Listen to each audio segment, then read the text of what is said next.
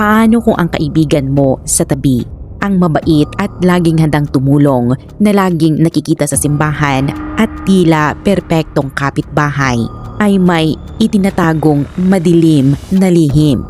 Isang tao na sa unang tingin ay mabait at maaasahan, pero sa likod ng isang ngiti at kabutihang ipinapakita sa komunidad ay may krimen na hindi mo inaasahan.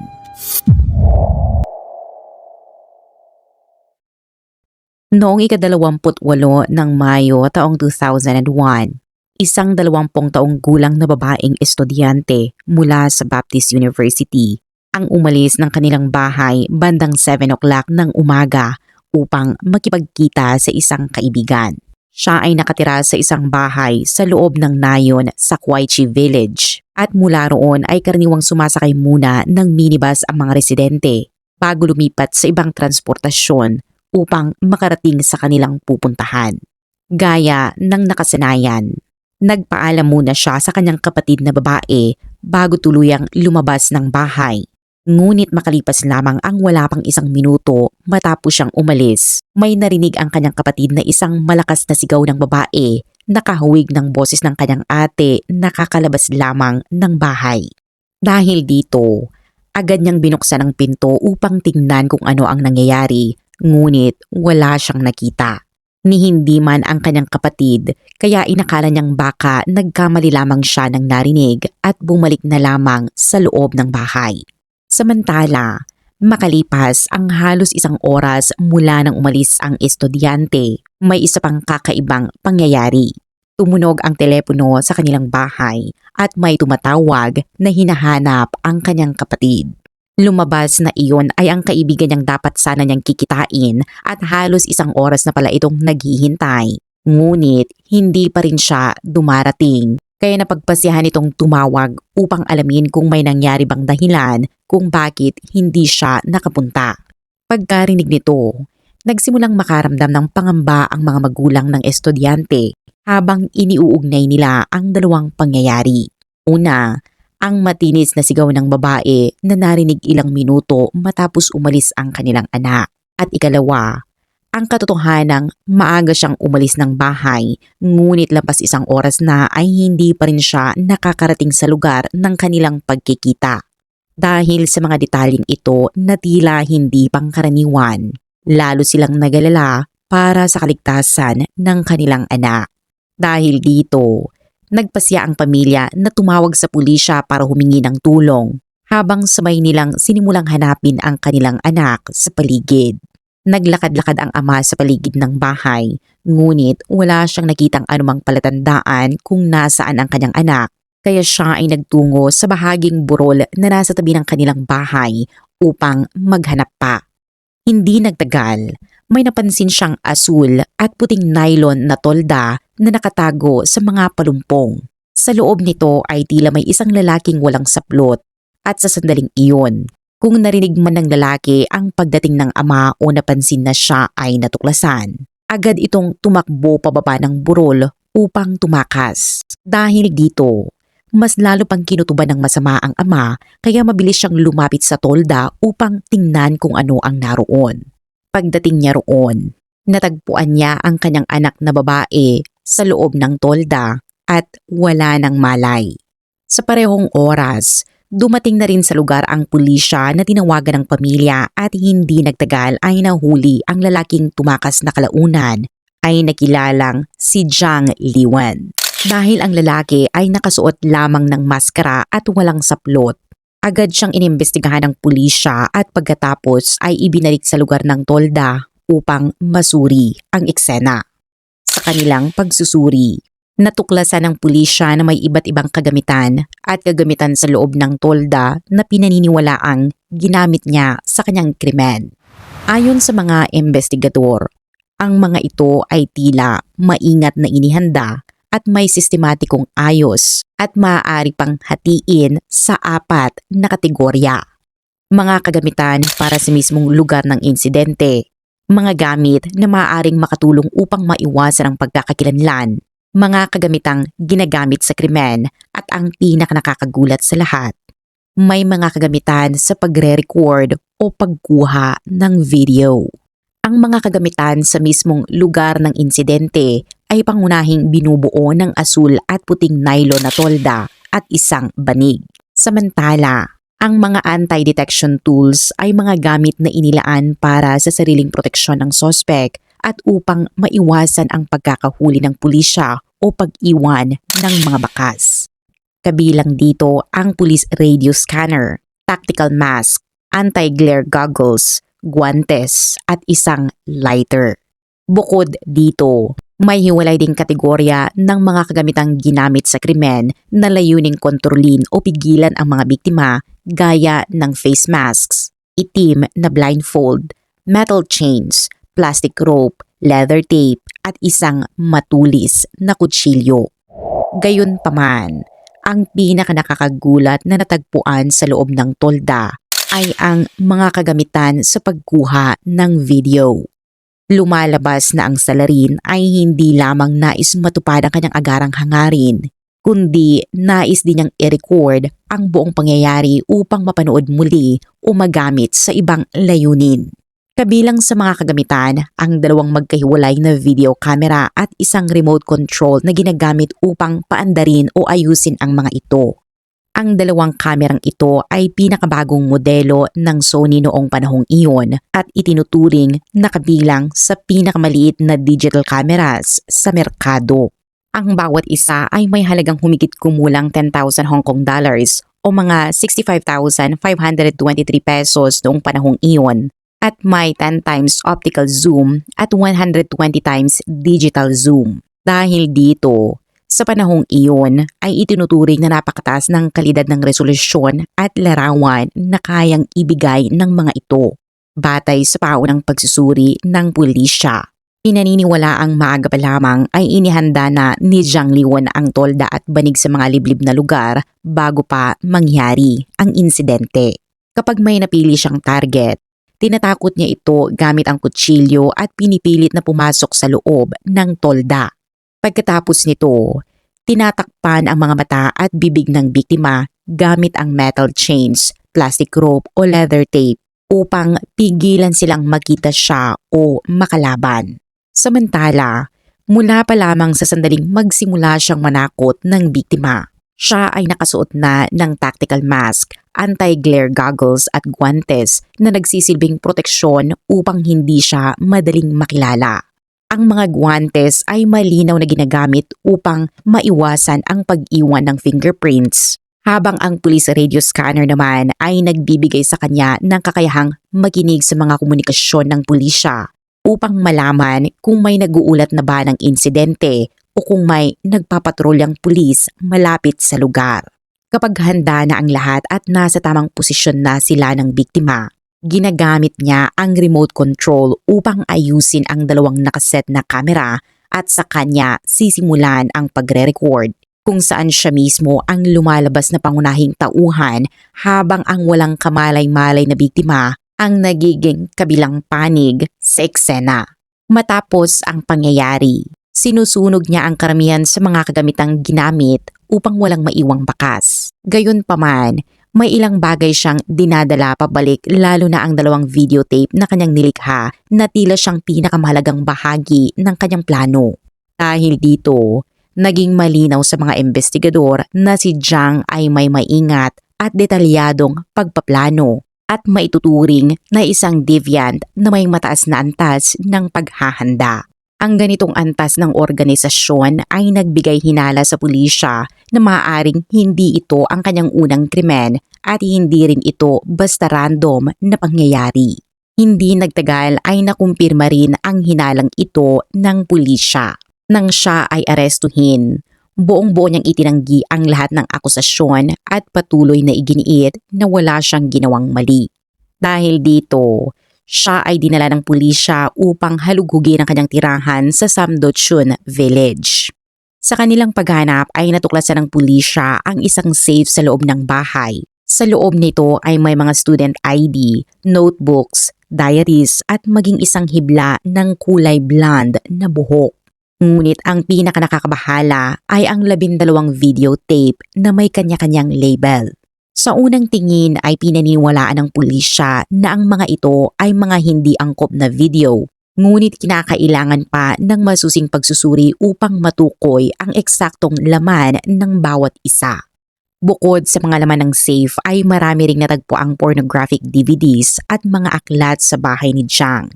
At dahil si Jiang ay may asawa, bukod sa pagkuha ng mga ebidensya ay inimbitahan din ng pulisya ang kanyang asawa sa himpilan upang siya ay imbestigahan. Sa himpilan, napansin ng mga investigador na napakakalma ng reaksyon ng kanyang asawa. Ayon sa kanya, wala siyang alam tungkol sa mga ginagawa ni Jiang sa nakaraan at hindi rin niya alam ang tungkol sa safe sa kanilang silid-tulugan na naglalaman ng maraming tape at magazine na itinago ng kanyang asawa.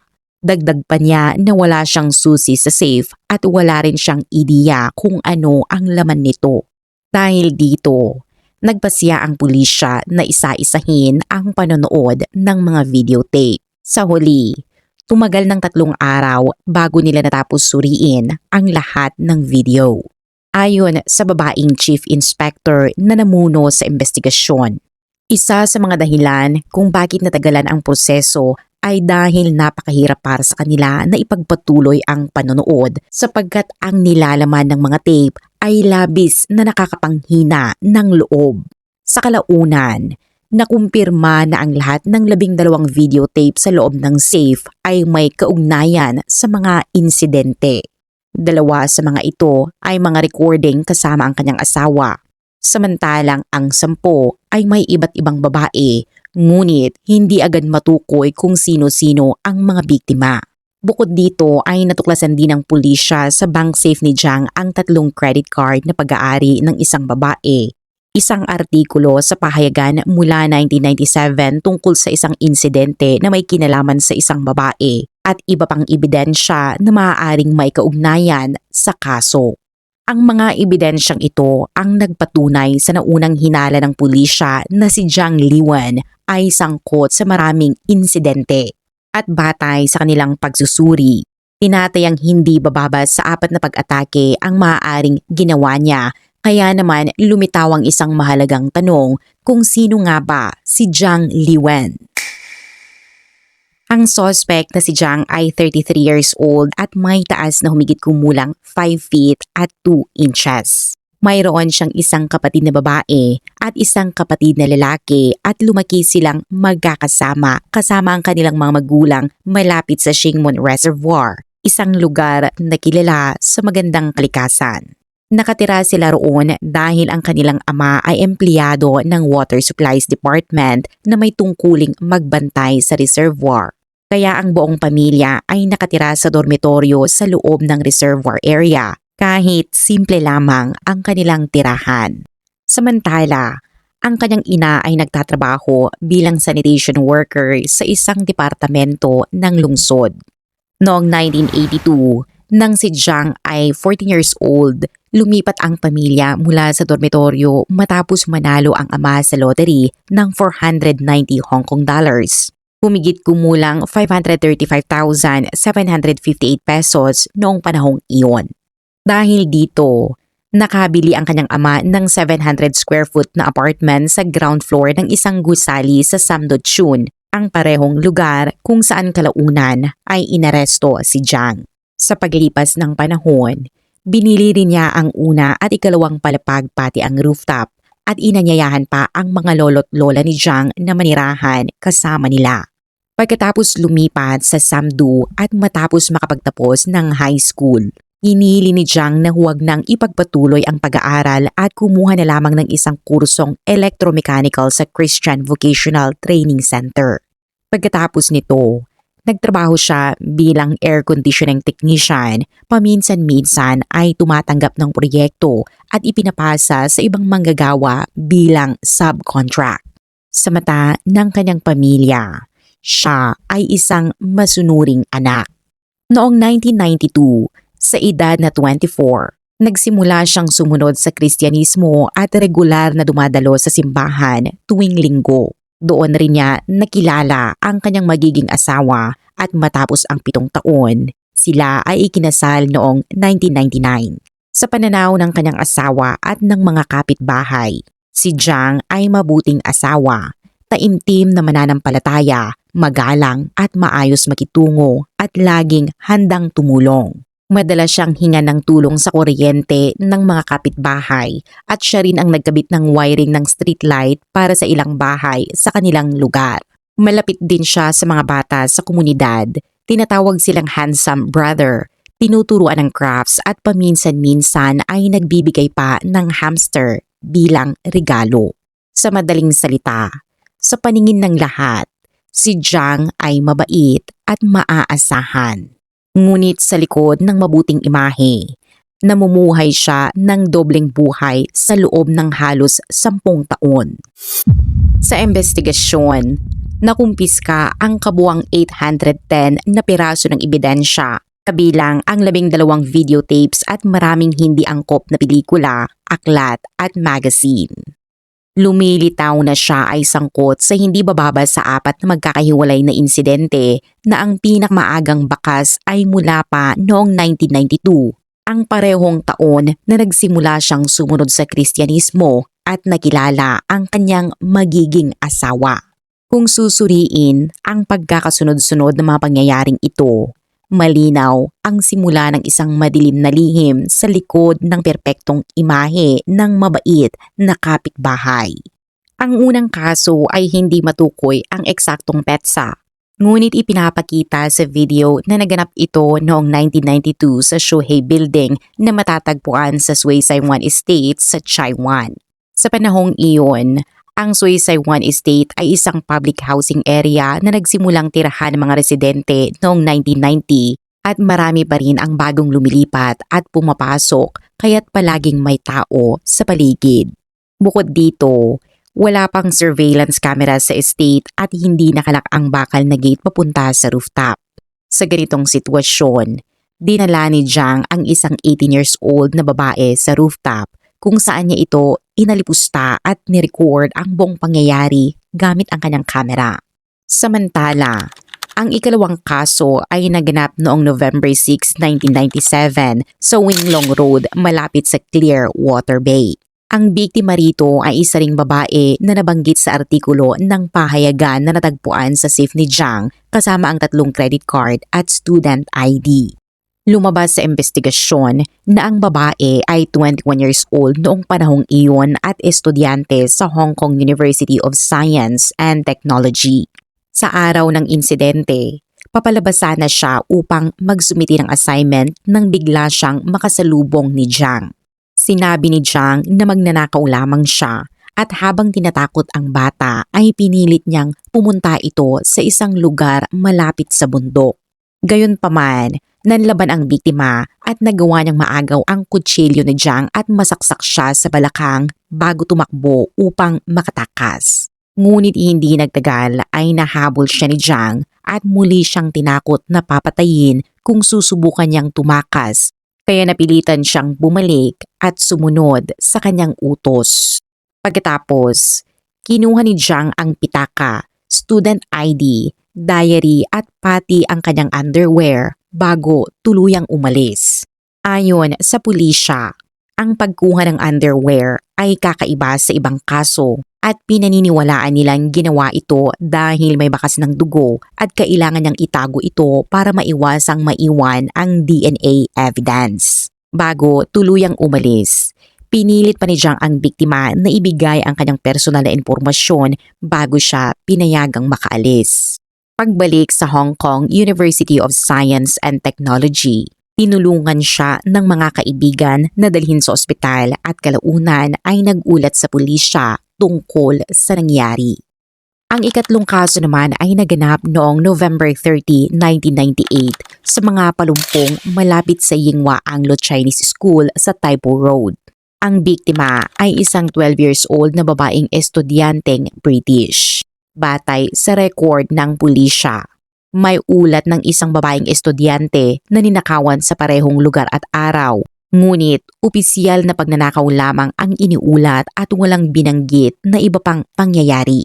Gayunpaman, mula sa salaysay ng bata at sa video recording ni Jiang, lumabas na hindi lamang pagnanakaw ang nangyari, at isa itong insidente na nag-iwan ng malalim na trauma sa biktima habang buhay at malinaw na sadyang pinili ni Jiang ang kanyang biktima at planado ang kanyang kilos. Ayon sa isang pulis na nakapanood ng lahat ng videotape ni Jiang, ito ang pinakamahirap nilang panoorin. Sa lugar, may mga palumpong na humigit kumulang 4 na talampakan ang taas kaya nang pilitin ni Jiang ang biktima papasok dito, tuluyan na siyang naitago mula sa paningin ng iba. Pagkatapos nito, dinala pa ni Jiang ang biktima sa ibang bahagi ng lugar kung saan nagpatuloy ang kanyang pananakit. Sa panahong iyon ay paulit-ulit na nagmamakaawa ang batang English at lahat ng pag-iyak at pagsusumamo ng biktima ay malinaw na naitala sa video. Ang buong pangyayari ay tumagal ng ilang oras at matapos nito, kinuha pa ni Jiang ang ilang hibla ng buhok ng bata bilang souvenir. Mahirap isipin ang matinding pinsalang psikolohikal na dinanas ng batang iyon. Isang 12 years old na napilitang harapin ang ganoong karanasan, ngunit hindi naglakas loob na ibahagi ito sa mga kaibigan, paaralan o pulisya. Kaya kinailangan niyang dalhin ang sakit na iyon ng mag-isa sa loob ng mahabang panahon. Samantala, ang ika-4 at huling kaso kung saan nahuli si Jiang ay ang insidenteng binanggit sa simula ng kwento sa Kwaichi Village, kung saan ang biktima ay isang 20 years old na estudyante mula sa Hong Kong Baptist University. Ang 4 na kasong ito ang may sapat na ebidensya upang maiharap siya sa batas. Gayunpaman, naniniwala ang pulisya na posibleng sangkot pa siya sa 2 pang kaso. Subalit walang natagpo ang mga biktima kaya hindi na ito naisama sa opisyal na sakdal. Dahil dito, 4 na bilang ng rape ang isinampa laban sa kanya. Bukod dito, kinasuhan din si Jiang ng 2 bilang ng robbery. Kabilang dito ang 2 kaso kung saan ninakaw niya ang mga gamit ng babaeng estudyante mula sa Hong Kong University of Science and Technology at isa pang insidente noong October 8, 1998 malapit sa mga palumpong sa Broadway Village kung saan isang babae ang ninakawan ng pera. Sa kasong iyon, plano rin sana ni Jiang na saktan ng biktima, ngunit matapos siyang magmakaawa, nagpasiya siyang kunin na lamang ang pera at hayaang umalis ang biktima. Ito ang nag-iisang kaso kung saan pinakawalan niya ang biktima nang hindi sinasaktan. Matapos ang halos 10 taon ng paggawa ng krimen, sa wakas ay naharap sa hustisya si Jiang. Kung hindi siya nahuli sa huling insidente, malamang ay patuloy siyang nakaiwas sa batas. Isa sa mga dahilan kung bakit naging matagumpay sa pag-iwas sa pulisya si Jiang ay dahil pamilyar siya sa kanilang mga pamamaraan ng investigasyon. Bukod dito, sadyang iba't ibang lugar ang pinipili niyang pagdausan ng kanyang krimen upang isipin ng mga investigador na maraming salarin ang gumagawa nito. Pagkatapos ng bawat insidente, tinatakot niya ang biktima. Sinasabing may hawak siyang video at binabantaan silang hindi magsumbong sa pulisya dahil ilalabas niya ang mga ito sa publiko. Hinihingi rin niya ang kanilang personal na impormasyon pati na ang kaligtasan ng kanilang pamilya. Dahil sa mga pananakot na ito, maraming kaso ang hindi nailantad at maraming biktima ang napilitang manahimik, habang dala ang trauma sa loob ng maraming taon at takot na baka balang araw ay bumalik si Jiang upang sila ay hanapin. Noong una siyang arestuhin, matigas niyang itinanggi ang lahat, ngunit habang dumarami ang ebidensya, wala na siyang nagawa kundi aminin ang lahat. Sa kanyang pahayag, sinabi ni Jiang na sinusundan muna niya ang target bago isagawa ang krimen.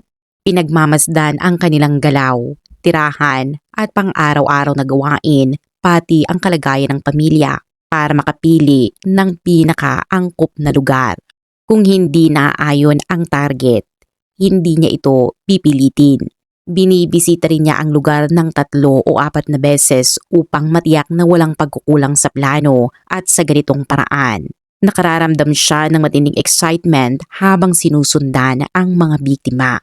Sa huling kaso, 5 hanggang 6 na araw niyang sinundan ang biktima at binabantayan araw at gabi. Nang lubos niyang maunawaan ang schedule ng buhay ng biktima, doon niya isinagawa ang krimen noong May 28.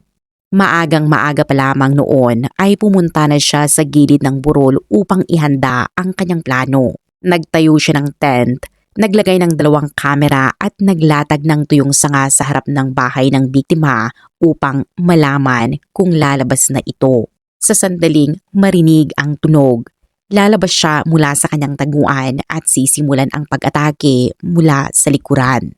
Tinanong ng pulisya kung bakit ganito kakomplikado ang bawat paghahanda at bakit hindi na lang siya humanap ng prostitute.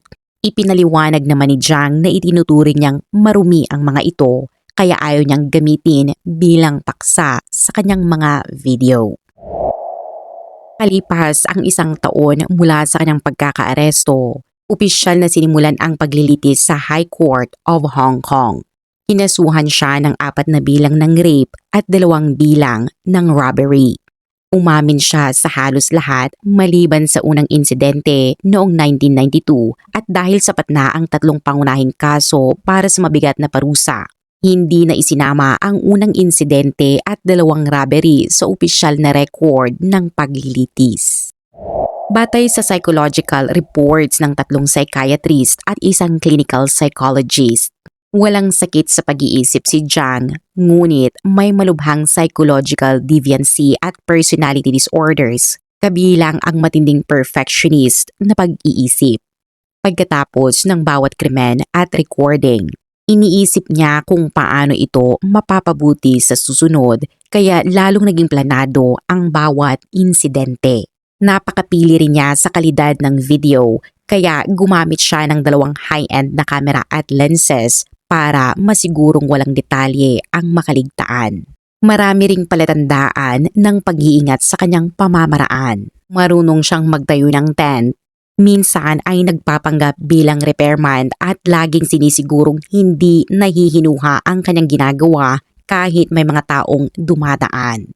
Sa isang pag-uusap sa psychiatrist, ibinunyag niya na nagsimula ang ideyang ito matapos siyang manood ng adult video ilang taon na ang nakalipas kung saan naisip niyang gumawa ng sariling produksyon at kalaunan ay isinakatuparan sa totoong buhay. Ibinahagi ni Jiang na mula pagkabata ay may kakaibang hilig siyang mangolekta ng mga tiket sa subway. Dahil dito, may mga eksperto na nagpalagay na parang koleksyon din ng sarili niyang mga video ang ginagawa niya ngayon na inaayos base sa uri o edad ng mga biktima. Gayunpaman, walang nakakaalam sa eksaktong pamantayan niya sa pagpili. Matapos basahin ng hukom ang psychological report ni Jiang, hiniling niya rin ang psychological evaluation para sa mga biktima. Ngunit isa sa mga biktima ay umalis na sa Hong Kong at ang batang British na 12 years old noong insidente ay hindi pinayagan ng kanyang mga magulang na sumailalim sa pagsusuri. Dahil dito, maikli lamang ang tala para sa batang iyon na nagsasabing hindi niya matansya ang lawak ng trauma. Para sa biktima sa huling kaso, isang 20 years old na estudyante mula sa Hong Kong Baptist Church. Ipinakita sa ulat na labis siyang natatakot at kinakabahan kapag may nakakasalubong na hindi kilalang lalaki. Madalas ding bumabalik sa kanya ang alaala ng insidente at hanggang ngayon ay patuloy siyang binabagabag nito. Apektado rin ang kanyang ama na nakaramdam ng matinding guilt dahil iniisip niyang kung naunawaan lamang niya ang sigaw ng anak noon, baka ito ay nailigtas sa trahedya. Sa loob ng korte, hiniling ni Jiang sa pamamagitan ng kanyang abogado na paalalahanan ang mga reporters na huwag labis na ilahad ang detalye tungkol sa mga biktima upang hindi maapektuhan ang kanilang kinabukasan. Tumugon ang hukom na alam ng media sa Hong Kong ang limitasyon sa ganitong ulat kaya hindi na kailangan ang espesyal na paalala.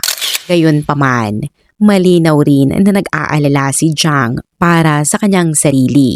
Hiniling pa niya na ipagbawal sa media ang paglathala ng kanyang larawan at pangalan, isang kahilingan na agad ding dinanggihan ng hukuman. Sa huli, opisyal na ibinaba ang hatol noong October 7, 2002. bago ipahayag ang desisyon. Masusing sinuri ng hukom lahat ng ginawa ni Jiang at sinabi sa pahayag niya na anumang babae sa courtroom ay posibleng naging biktima ng nasasakdal. Idinagdag pa ng hukom na si Jiang ay emosyonal na hindi matatag at lubhang mapanganib at isang seryosong banta sa lipunan. Sinabi rin niya na kahit magkamali sa paghuhusga, ang pinsala ay kay Jiang lamang ngunit magbibigay ito ng kapanatagan sa maraming kababaihan. Humiling si Jiang sa pamamagitan ng kanyang abogado na makapagsalita at pinayagan siya ng hukom. Sa loob ng korte ay ibinaabot niya ang taus-pusong paghingi ng tawad sa lahat ng biktima. Sinabi niya na ang kanyang ginawa ay nakaapekto sa buong buhay ng mga ito. Inamin niya na kahit anong sabihin o gawin niya ngayon ay wala ng silbi. At ipinahayag ang kanyang kahandaan na tanggapin ang anumang parusa bilang kabayaran sa pinsalang kanyang idinulot. Sa huli ay nagpasalamat pa siya sa hukom sa pagkakataong makapagsalita. Gayunpaman, hindi naapektuhan ang hukom at hinatulan siya ng habang buhay na pagkakakulong. Halos walang reaksyon si Jiang nang marinig ang hatol at humiling lamang siya na isauli sa kanya ang 3 ebidensya kabilang ang isang videotape, isang Biblia at isang papel mula sa simbahan na may nakasulat na numero ng telepono, ngunit hindi ito pinayagan. Makaraan ang 1 taon. Binawi ni Jiang ang kanyang pahayag na handa siyang tanggapin ang habang buhay na sentensya at nagsampa ng apela. Sa kalaunan, ibinaba ang kanyang sentensya ng 24 na taon. Ayon sa batas, kung magpapakita siya ng good behavior sa kulungan, mababawasan ang kanyang sentensya ng 1/3 kaya pwede siyang makalaya sa humigit kumulang 16 na taon at ayon sa ulat, nakalaya siya noong 2017.